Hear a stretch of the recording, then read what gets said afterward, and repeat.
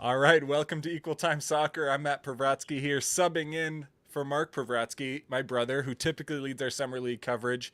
But we've got a return guest from way back when. I could not help myself, had to hop in and take over this one. We're here with some folks from the Minnesota Twin Stars, who I'm sure Minnesota soccer folks have some awareness of for the multiple leagues or multiple places where you've seen that brand, that club. It's one of the teams in the ever expanding UPSL women's division in the Midwest West. Yes, that is the name of the conference. I did not misspeak. And we have here Karim Darbaki, Mikala Bocan, and Katie Schulz. Let's pretend I got those right. You guys can correct me if not. Karim, Katie, Mikala, thanks so much for being here. Thanks for having us. Yeah, this is awesome. All right, well, let's jump in. Katie, I did us both a favor and I didn't rewatch my interview with you from 2018, mostly for my benefit. For longtime Equal Time followers, Katie was one of like the very, very, very first shows I did when I launched the site back in 2018 because she was playing pro over in Cyprus in what feels like a decade ago, and it almost was a decade ago. But Katie, your background, you played college over at Green Bay, which Minnesota fans might be even more aware of now because St. Thomas has played them a few times, so there's a little more visibility. D1 program over there. You played back in the WPSL days for the Twin Stars, I believe. As we mentioned, you were a guest back in 2018. There's another inaugural guest I'll talk about in a second, but Katie, what have you been up to? How did you get back into playing in the summer? Yeah. Well, once I came back from overseas, I ended up getting back into the fitness world. So I worked for Lifetime for a little bit. And then I'm now working at Torque Fitness in their fitness marketing. So Kareem reached out, said he was getting a squad together for the UPSL and wanted to bring in some older players to, kind of lead the team and help some of the younger girls that are, aspiring to play in college or whatever their aspirations might be. But so it was kind of a shock, but, obviously familiar with the Twin Stars since, I played getting back into the college, summer. So it's exciting. It's fun. It's a nice environment to get back into, play competitive. You don't really get that all that often when you're older. So, yeah. Well, and what had you been up to, since, we obviously talked to you when you were playing pro overseas, you were obviously still grinding it out in the summers. Between then and now, I think you kind of hinted at, have you just been doing like the CSC, like rec league stuff, or what have you been doing game wise since then? Were you fully out of retirement and get pulled in, or have you been getting some reps? I took a little time off just to let my body recover a bit. Obviously still in the fitness space, but, playing co-ed when you can and jumping in pick up when you can. And then obviously Kareem coaches, quite a few teams. So being able to hop in there and train with some of the younger girls too, just to get some prep before the season was always helpful too. So. Nice. Yeah. And we'll get more into, you all have actually already had a game, so we'll get into some questions about how it's actually been going, whether the aches and pains have been pretty serious for you or not. We'll jump over to Mikala. Mikala, we have not had you on before, but you are also what I would lovingly refer to as old as hell for Summer League, which is great. Yes. Absolutely. I'm much older than you both, but so I truly say it in all love. But you are a vet. You played, I believe, back in your college days, played at Bethel, right? Yep. So go Royals. Go. Yeah. Oh, absolutely. Good work. Look at me. This is a UMAC guy. So if I have to pull a Mayak, I'm very proud of myself. I believe you played for Manitou last year, was it? I started off the season there. Okay. It wasn't quite the right vibe I was looking for. Sure. So. But so it sounds like you've been playing a little bit recently though. So you at least were in the summer vibes last year. So ready to sort of be on a team. What's it been like for you since college in terms of like how you've been in the game and what you've been up to? Yeah. So right after college, took a little bit of time off, but honestly, I've loved playing, and it's that competitive spirit that I'm like, I just can't get over. So that's why I'm old as hell. So yeah, no, a lot of it is I went out to Oregon, lived there for about 4 years. I went to chiropractic school out there, and honestly, I needed a break from all of the studying in school and stuff. So I found a WPSL team out there. I played for Westside Timbers for about 4 years. So I did that with Corey Hand. He's an amazing coach. He's won the Coach of the Year a couple years in a row now, and fantastic team.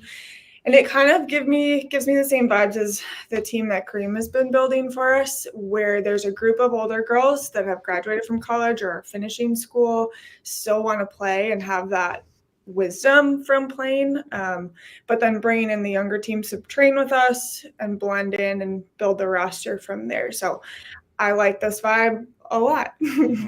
Very comfortable for me. And I will say too, none of you are absurdly Googleable. So credit to you all. Credit to you all for having a healthier relationship with the internet and social media than I do. So you all are going to live much more happy, successful lives than I am. But I will say the one nugget I found, Mikala, when searching through some of your background, there's a really funny random tie-in. You mentioned playing for Westside Metros. Yeah. One of your teammates on that team, now for 2 years in a row, has come to Minnesota to play in the summer for Aurora, Sophie French. And so it sort of blew my mind, but it's also, not that crazy. We know women's soccer can be a small world at times, but that's a pretty random tie-in. It totally is. So what was it like playing with her? Do you have any random stories from that team of sort of, because, Soph's someone who has had at least some NWSL like contract. She's, has some chops, played, obviously is from out there and whatever, but do you have any funny stories or good stories of playing with her or in that team in general?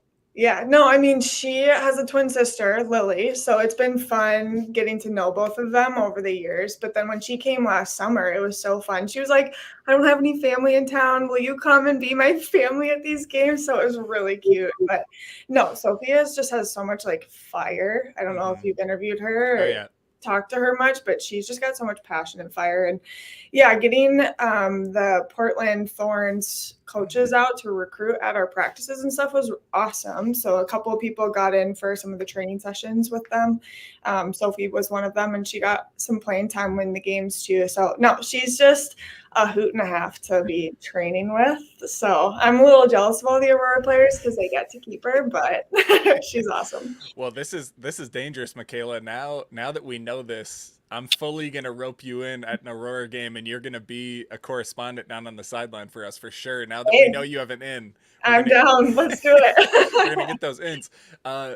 Karim, I'm going to run through, you have an extensive history. I'm going to run through some details, and I'm going to let you just tell me if any of it is incorrect. So I believe this is some of your soccer background, and then I'll let you fill it out. I believe you played for Shattuck down in Faribault back in the day, which if folks who aren't familiar, it's been a long-standing, high-level development program, both on the men's and women's side.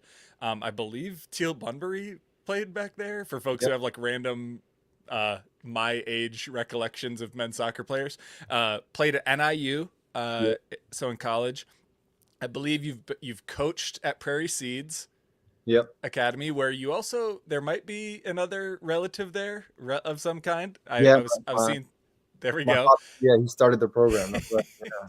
And I believe you've obviously played for the Twin Stars, and then also maybe some playing with Granite City, but otherwise you can correct that if that's incorrect. But Karim, talk about sort of how you got into leading this team and just any other part of your soccer background you want to run down.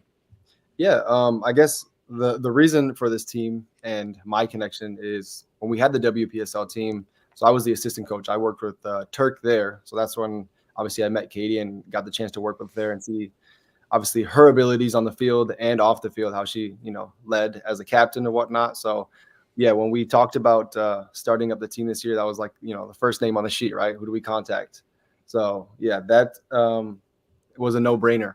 And then, as far as for me coaching, we have our academy. So we have some younger teams, and we have a lot of girls who want to play at the next level, right? So for us, it's always been a goal of how do we develop these younger players, give them opportunities that they might not get elsewhere, and then obviously help them achieve those goals. So having players like Mikala and Katie, I think, is a very important piece. Mm-hmm. Yeah, I think we hear that a lot, especially from the teams in Minnesota that are sort of coming from a youth club setup. You know, part of the motivate, there's obviously multiple motivations, but part of the motivation has typically been, okay, if we have players who have otherwise been aging out by the time they get to U19, U20, U23, all those ages, that's sort of one motivation of just literally having anything for them to be able to do. You know, then you have players who are in college and want a way to stay sharp, and those are, you know, related motivations but maybe a little separate. Then you have some players who legitimately want to use it as a way to maybe leapfrog to the next level, or all those different things. But that sort of youth club that wants a place for their players to stay in the family, or, you know, however you would phrase it, is a very typical thing we hear, which makes a lot of sense. It's, you know, if we have someone who's played with us for 10 years and they want to stay and we have nowhere for them to go, it's kind of like, well, wait, they just have nothing to do in the summer. So I am interested too, because so the WPSL, you know, back when I started covering it to now, is sort of night and day. I mean, all of summer league on the women's side is sort of night and day compared to then.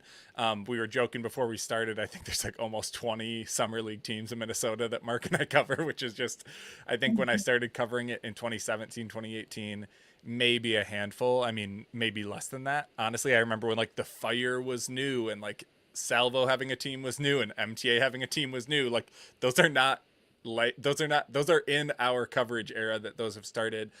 Karim, on the women's side for like this summer league WPSL UPSL side, I believe there were at least a few years where it was just fully dormant for this like adult age, right? And then is, you know, talk about sort of what made it come back in terms of, okay, we know we have players like this, but what was that internal negotiation of, do we have the chops to do this? And then was it partly because UPSL started up their women's side and sort of made a smooth landing spot for you guys?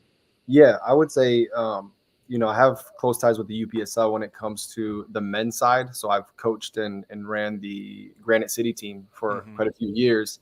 So yeah, we were speaking to the ownership and the leadership from that league, and they were talking about launching the women's side. So when they did it last year, you know, I did help out with the Granite City team just to, you know, help, you know, give them some players or whatever the case was from our academy. But when they were really talking about it, and I'm seeing the end goal for the league, I think it's going to be a pretty cool thing. I think one of the great things, and was always one of the challenges that we had in the past with the WPSL, was, you know, the girls who come home from college, you know, they've just had, you know, their seasons, they've been in school, they've been away from home, and they're coming home from the summers, and they still want to play at a good level, and they still want to, you know, improve their game. But do you really want to travel every weekend, right? And kind of miss on some of those experiences with your friends and family that are back home. Right. So having such a local league where, you know, it's still going to be competitive, you're still going to have the opportunity to play week in, week out, but you get to play in front of your home, right? So even when we play away games, you know, our family can still come watch pretty easily, right? Right. I think that is what really drove us to do it, because we always want to provide opportunities, but we don't want it to be a strain on the players. Right. I would assume if we were a WPSL team this year and we had to travel, Mikala, I don't know how much that would work for you, right? Right. So yeah, I have Mondays off. Right. Well, right. And I think what you're speaking to, Karim, is sort of a broader thing we hear from, now that there are so many summer league teams. I think what you're seeing is, like, at certain points you get cynical people talking about it, saying like, God, all these teams, like, we're really, like, quote unquote watering down the player pool. But I think the more positive way to look at it, you know, obviously there's layers to all of this, but I think a positive way to look at it is something you described, which is, if there are different types of offerings, it gives players those options. So like if someone wants to train 5 days a week and do a Midwest calendar and play in front of a lot of fans or whatever, maybe they do go to the Aurora tryout and hope they can make that team. And, you know, like, oh, it'd be so cool, even though I really have to commit. But then if someone has a full-time job and they can't make the schedule work, but they still want to play, maybe they find one where it's fewer training days or better training times or whatever. And then it just goes down the ladder of what fits where. You know, if I'm someone that wants to get some games, but I don't care as much about training, or I care a lot about training versus, you know, every player needs something different out of the summer. Yeah. And so we personally, you know, at Equal Time, I think try to call out, like, we love when teams promote their players and have streams and have all that stuff. But to be honest, not every team or player is doing it for that reason. And so it's just kind of, I think having those multiple options is a good thing, just because, I mean, these teams have players, so clearly women want to get out there and play. Like, clearly there's a demand, and if there's a demand, I mean, we'll go cover whatever. So Yeah, no, I agree. I think the demand is there, right? And I think there's like we talked about, there's just a huge opportunity for intermixing as well, like senior players to younger players. And, at the end of the day, I think the reason a player like Katie would do it, it's not for herself, right? It's to give back. You spend so many years playing the game and amassing knowledge and experience, and then just to sit on that and not do anything with it, That's great. Yeah. And I'll take a quick break. Folks can see it up on the screen. We would not be doing this show without the support from Pentz Homes and Modist Brewing. Nate Pentz and Lydia, I've worked with them. I'm literally sitting in a home that they helped me buy. They've helped me sell 2 houses, or my crappy little condo and then my crappy little house. Now they've helped me a bunch. Huge supporters of women's soccer, huge supporters of local soccer. I will continue to make this offer on every show I do. I'm making it to you 3 as well. If any soccer player or coach is going to do a house hunt and they want to use Pentz Homes as their realtor, I will produce a house hunter style show for you for free. I do real video production. I will put in so much time and effort into this just to do it. If any of you are ever moving, anyone watching is ever moving, message me, say you want to use Pentz Homes as a realtor. I will produce a whole ass reality show about you. I just want to do it because I just want to do it. So Pentz Homes are the best. They, even if you have to do refinancing for remodel, whatever, they have a preferred lender, Angie Shear, who's great. So check out Pentz Homes if you're needing to buy or sell a house or do any kind of homework. Modist Brewing is just absolutely rad. We're in some merch right here. Here we go. Giveaway. Anyone who's watching this show right now, if you comment or quote tweet or whatever on social media, I'll draw one of you and you'll get a $25 Modist gift card. So anyone who's watching right now, watch it later, watch it whenever. I'll draw like the end of this week or something and I'll personally deliver it to you. And honestly, anytime any supporter of Equal Time goes into Black Card in St. Paul, Mark will also buy you a beer. So that offer is standing as well. So get nuts. But thanks so much to Modist and Pentz for making this happen. I want to jump in. I'm very curious. We heard, Katie, you had a history with Twin Stars. You sort of knew Karim even from back then, coming in. So, but Mikala, I'm going to put you on the spot. I'm very curious what the sales pitch was how did you first hear about the team existing, and what was the pitch to get you to jump in as someone who has a whole career, a whole life, all this stuff? What was the pitch and how did you respond? I mean, I honestly, since last year and moving back here from being in Oregon, I've been looking for a team to play on. Didn't work out last year, so I just played in the CSC leagues and the co-ed at Neiman down in Bloomington. Wasn't a huge sales pitch, I'm not going to lie. There's a girl on our team, Maddie Greenlee. She was working an event. I think it was a soccer event. But she had seen Karim, and Karim was like, you want to come play for me? You want to play more competitive? Is that something you're interested in? And Maddie reached out to a couple of us. My younger sister, Sierra Smith, she and I only got 1 year of overlap in college to play together. So Maddie kind of texted all of us, and we saw her at our CSC league, and she was like, guys, you have to try out and play. And so honestly, Maddie, props to you. She got like 3 or 4 of us to join, but honestly, meeting everybody at the trial and through trainings and everything, it's been a great experience. Like I said, people are committed. It's a great opportunity to get out there and play some good competitive soccer with a group. It's hard being the only older person on a team because you just have such different expectations for it. You're there for different reasons. So it wasn't a hard pitch, especially with the group that we have. So and Katie, for you, like Mikala mentioned, being the only older player could really make you feel like you are truly the team's like grandma or something. But for you, there are multiple, but even within that, talk about some of those experiences of, I'm sure some of your teammates are basically a decade younger than you, that's just the nature of, and frankly, that's what I love about Summer League. I love the different types of reasons players want to play, the different ages, the different backgrounds, whether a player even has played college or not. So whether someone just like balls out at their futsal league, who cares? I love that mix. It's easily, I think, one of the coolest parts about these summer leagues. For you, talk about some of those experiences. Who are some of those younger teammates? Do you get, is there vernacular they're throwing out there? Is there lingo they're throwing out there? Are they talking about Riz? What's the vibe, Katie? Well, one that sticks out, we were at our 77 tournament, and we have a younger girl that's on one of the academy girls, and her mom showed up and we were kind of talking, and I think her mom's like 33. And I was like, we could be friends. Like, we could be friends outside of this. Like, you're in the age range for that. So that was kind of funny, or you're like double their age. But no, I think they're always just like shocked at like how they never can guess like how old we actually are. At the beginning, it was like, you're how old? But no, it's been fun because it's like you can, or like have a good day at school, or like have a good day at work. It's always funny in the mornings, but no, it's fun to see to kind of bring out their competitive edge. Sometimes I think when you go through, college and playing in these leagues, it's like you realize that you have to get stuck in on tackles. You have to, challenge yourself in being competitive and fighting for things. And sometimes you get, the younger girls that are timid and trying to bring out that competitive side. And I think we have a really good core group that is ultra competitive. And so, showing that every day at training and in, warm-ups and preparing for games and things and what's necessary to win, I think is a big piece that we try and bring, is bringing that out of them as well. Yeah, I love that point, because I think for the teams that do more visible like player announcements in the spring to say like, here's our players coming in, to be honest with you, and all due respect to these clubs, in the W League or whatever league, a lot of the teams that do that, it seems like it's sort of a continuation of like the signing day stuff that happens with youth players, where like it seems like some teams are trying to like win the day, in the sense of like they really want players from like a certain type of program, because then having that announcement like wins the like player announcement day. But to be honest with you, and obviously like talent matters, like if a team has like 20 Power 5 players, like they're going to be at least pretty tough to play.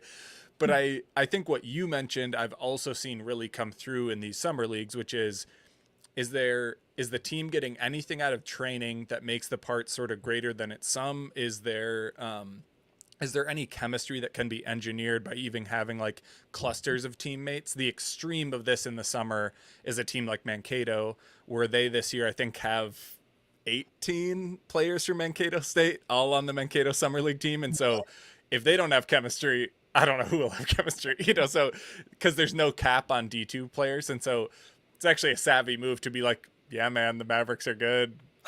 Come in. You can just come play in the summer. But what you talk about is sort of the mentality in training, so that players do blend or have that mindset. And Karim, I'll pivot to you, because you all actually did already have a game, a nice convincing score line, 5-1. I did not watch it in detail yet. I did just get into it and started watching pieces of it. But 5-1 is hard to beat on that. Both Katie and Michaela had goals. Big ups to both of you, big dogs. But Karim, talk about sort of what the team did well, and sort of what made the game go your way in that one against the Blackhawks. Yeah, honestly, I would say, the first game is always the toughest one, because, you've had limited training sessions. You're trying to get them to mesh, play a certain system. But I think, number one, the senior players on the team did a great job leading, and then trying to keep consistent with what the message was, like how we wanted to play. And I think they did a good job for a first game to try to keep that consistency in terms of, do we want to play possession? How do we manage risk? Things of that nature. So that is what I would say led to the success that we had.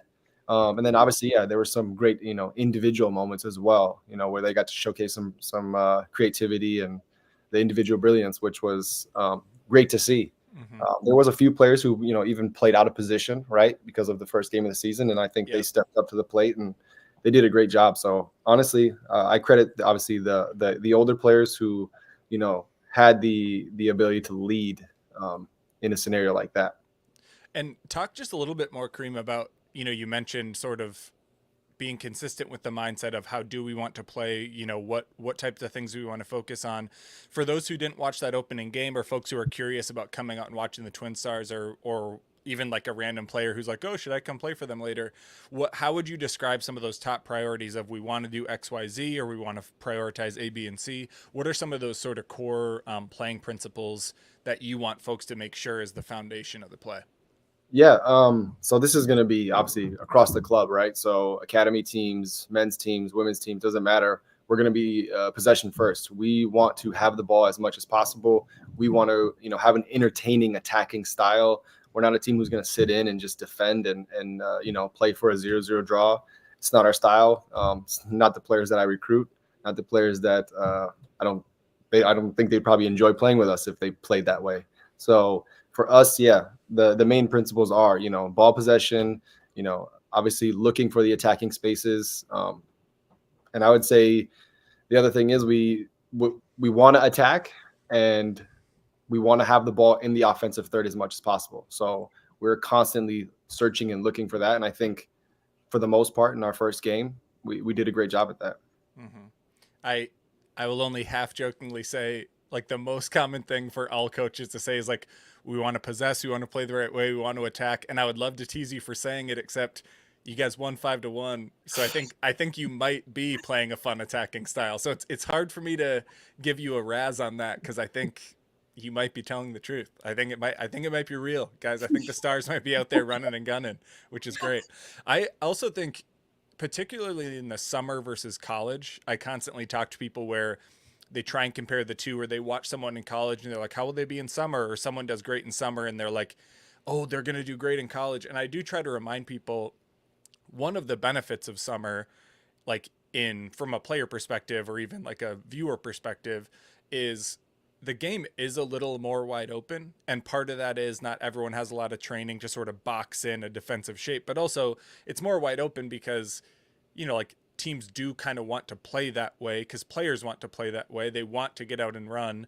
And so I do actually find, like, teams that are able to pass well, it does open up those spaces then, and then they can attack. And so it is a little bit more wide open of a game in a good way. Like, because to be honest with you, college can be an absolute grind. Even like really, really good college games can be sometimes like brutal to watch. Like a slog of like in the middle third, physical. And summer, I would say summer, in at least in general, broadest strokes, can be more wide open. And so I would definitely agree with a lot of those points, because it's, as someone who watches a ton of both, I will just say typically I see a little more wide open in the summer.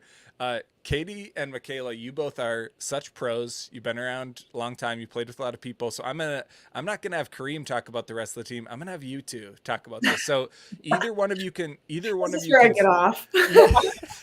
Either one of you can start. I'm curious because, we're only ever able to highlight a certain amount of player. Like, 2 players are on the show, but you have a lot of fun players in training, a lot of fun players on the team.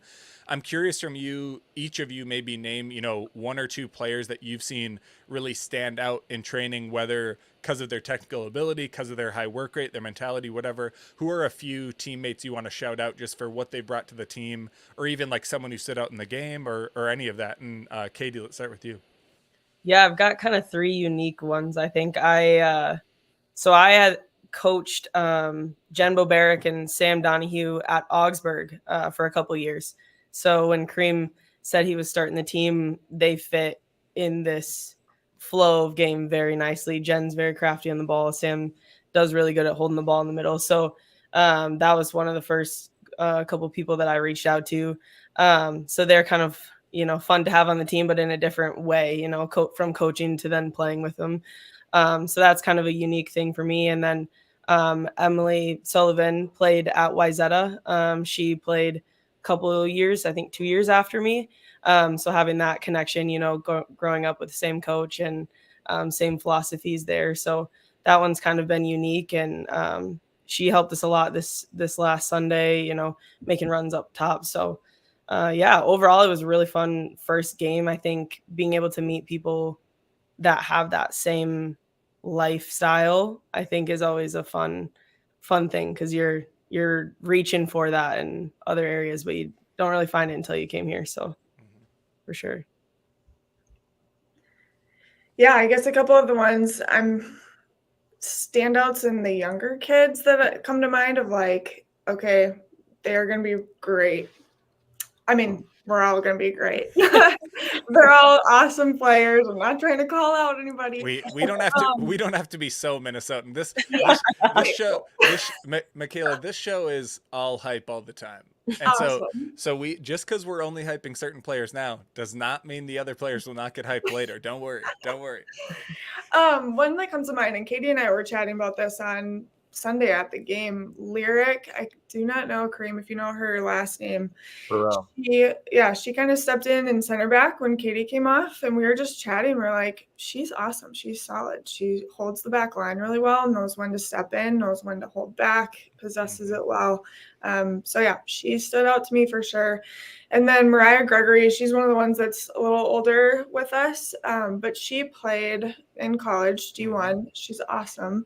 But she usually plays more of like an attacking wing player, and she stepped back to like left back with runs up the field too, and she stepped in really well to that position. So that was a fun thing to see her do on Sunday for sure. This is great. I didn't even have to force the introduction of Mariah Gregory. It happened organically. So when I mentioned at the beginning of the show, what a callback, what beautiful show construction I just did.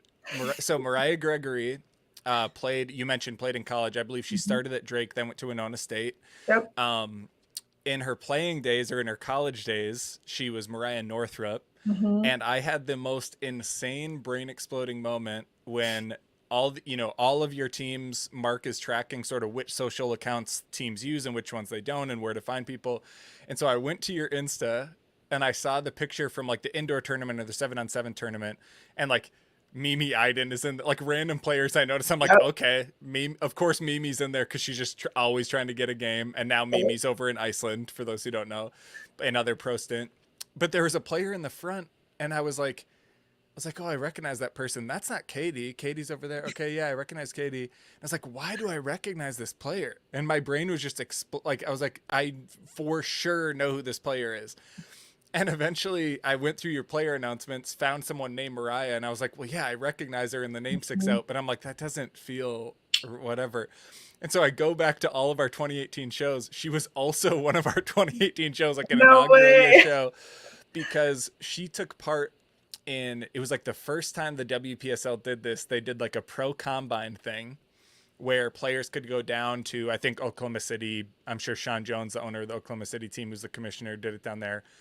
And some overseas teams went and watched these players. And for context for folks, Julia Clifford from St. Cloud State, which shout out to the Huskies. We got a Husky jersey right here. Julia Clifford, who played at St. Cloud State and then coached at Bucknell, was a keeper. Annie Williams was another player. Shout out to Annie Williams, playing over at Parma in Serie B. And then Mariah Northrup was the third player from the combine I interviewed. Nice. And she's another one of those players that's, very veteran, clearly is still around the Twin Cities and playing on the team, which is just it's so nuts for me to see players like that. And like I said, I did not watch those shows back because I would have been too frustrated with myself at how mediocre the show was. But Karim, talk just generally about that in terms of, if you have your whole player pool, what chunk is sort of those really veteran folks like Katie, Mikala, and Mariah, and then, do you have folks who are truly down into the teens, like young college age, or talk about sort of those splits? Yeah, I'd say we probably have like a solid 8 senior players, right, who bring their experience to the team, and then we probably have about another 8 that are like college level, right? Mm-hmm. They're actively playing in college, and then we probably have about another 7, 8 who are at the academy. So I'd say our youngest player is 14. That's so sick. I love that. Yeah, she's great. Yeah. Lyric is one of them, right? So you're talking about an 09, who has the potential and can play already at this level. And that's one thing that, we've always, stressed at our club is, providing opportunities to the younger players and exposing them to older players and higher levels of play, because, that's the fastest way to grow. So we have, Lyric, Kira Gill, Lizzie, Samantha. We have quite a few who will get, extensive minutes throughout the season. Because number one, they put the work in, they're showing up, they're committed. They might not start, they might not get minutes some games, but there will be opportunities, and it's up to them to make the most of it. And I think them seeing the older players that we talked about, the ones who are in college and then the ones who are past that, and getting to see like, oh wow, like you can see Katie hasn't played college ball since how long, but you can see the experience, you see how she manages the game, see all of these things. And I think for them at that age, and even for the college girls, right, pick up on all those things and say, okay, wow, right, this is what the standard is. I think that's really important for us. Man, that is so rad. I love that so much. I mean, I think, and aside from it just being really cool, like all the different age mixes, all the different cool stories that you have on the team, I do think there's a really legitimate thing about what you talked about of them sort of being exposed to older players, being exposed to a different run of play, because I cover a lot of college soccer, and I constantly see and meet and talk to freshmen who come in, don't have the role they thought they were going to have, and it's just brutal. I mean, like it's so, the amount of stress and pressure and intensity that players go through of like, what's my role? I thought I would do this. I don't know what my role is. I thought it would be better. My friend's playing. I feel like I'm better than her in training, but I want to support her. But I feel like this crazy, crazy game that players go through. And I've seen people talk about the fact that like, listen, you're an 18-year-old, you're a teenager playing against grown women. Like you might be playing against people who have had 4 years in a strengthened performance program. You can see the difference between an 18-year-old like kid and a 22-year-old. You can see the muscle tone, the frame, the difference in like physicality, the difference in awareness of the game. And it's like, once you watch enough college age, you can't not see it. Like when you see players come in and you're like, these players are clearly similar sizes, same potential, but one has just had 3 years to grow into that frame, learn how to use it. And so I love young players getting exposed to this, because then hopefully that adjustment at the college level, if they go play at some MIAC school, some UMAC school, some NSIC school, some D1 school, then maybe that early exposure, they had to battle against an adult center back in training, and they had to learn how to play their own way. I think that's so valuable, just because I just hate when I see players getting so beaten down, and that's so much pressure, and it's just so brutal, because it's like it's part of it, but they're not getting prepared for it or whatever. Speaking of tough older veteran players to battle younger players, Katie and Mikala, let's give people a taste of like where you play on the field. If people didn't see the game, let's like each of you showcase yourself. So Katie, now in your veteran days, where are you usually lining up, and how would you describe your game to fans who want to go out and check out the Stars? Yeah, I feel like I've been pretty natural center back since probably high school. I've played a little bit of the 6 in college, but pretty natural center back, I would say. I feel like my game's adapted over time. I mean, even towards the end of my college career, I feel like it's trying to connect passes out of the back, and I feel like I've always been more vocal, trying to organize things the best I can in the back, winning balls out of the air, trying to get stuck in on tackles. I feel like most center backs, but yeah, I feel like those are kind of the things that I harp on in my head going through like a game day. And you get forward on set pieces. Where'd this goal come from? This goal come from, Katie? I would say, well, that one was a PK. There we go. But yeah, set pieces, corners, things like that. Like to be involved in it when I can. But there we go. Mikala, how about you? Describe your game for us? Where do you like to suit up, and what do you like to bring? Yeah, I feel like I definitely bring the intensity. I'm in the midfield. In college, I definitely sat in that 6 role. A lot of distribution, especially I love that like switch up over top to the other side of the field. Love that ball. But I feel like as I was in that role in WPSL out in Oregon too. But as I've moved back to Minnesota and played in co-ed, playing with some of the guys on our team, it's been really fun getting up and building that attack. So I feel like as I've played more the last like 2-ish years, I've been having more fun being competitive and playing this role and getting forward more. And again, I loved my role as a 6. I love that, sitting in and helping out and distributing from back there, but I love the creativity, I feel like I'm a little more open to be creative up top and build with our forwards and getting up that way. It's just the tracking back right now. Not quite in shape for that the whole game, but it's fine. We let the kids do that, Mikala. Yeah. We let the kids track back. You can put on your superstar vibes. You can do your striker jog back. Just you're like slow. You're sort of like. There's a little bit of that on Sunday. Sorry, Karim. That's once. I say as long as they put the ball in the net, right? They have a little extra leeway there. Hey, by the time you're putting 5 goals up, players are going to start to like feel themselves a little bit for sure.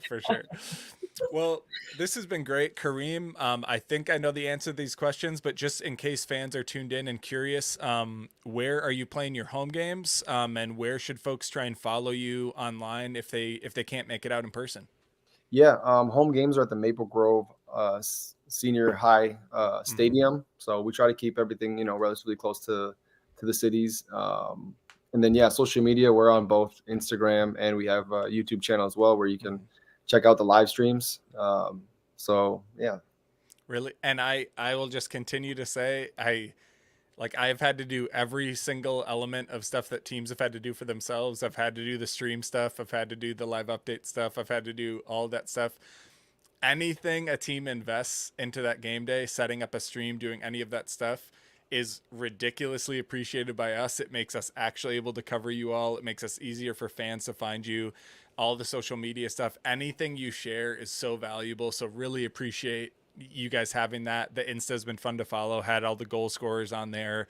And having the stream means we can sometimes go in and pull those highlights and showcase those players. So really appreciate it. Minnesota Twin Stars, part of the growing UPSL women's division, just an absolute crap load of women's soccer games this summer in the Twin Cities. There is a game close to you. I promise you. Get out and support these players, support these teams. They bust their ass nonstop.